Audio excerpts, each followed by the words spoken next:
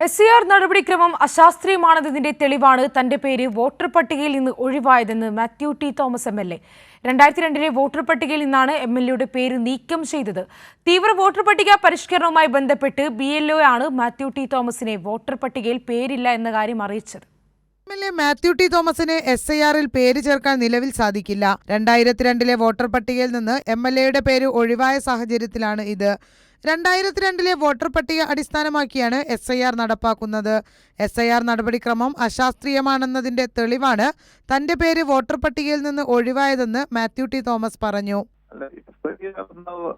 നടപടിക്രമം ഏറ്റവും അശാസ്ത്രീയമാണെന്നുള്ളതിന്റെ ഒരു അനുഭവമാണ് എനിക്കുള്ളത്.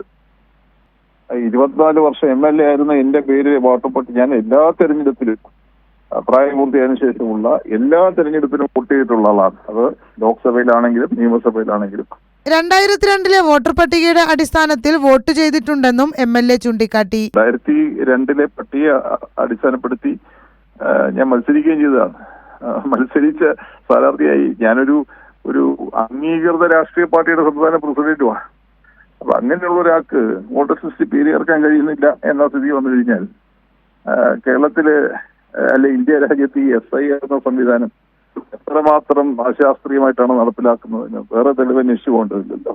വിഷയത്തിൽ തെരഞ്ഞെടുപ്പ് കമ്മീഷന് പരാതി നൽകാൻ ഒരുങ്ങുകയാണ് MLA. കൈരളി ന്യൂസ്, പത്തനംതിട്ട.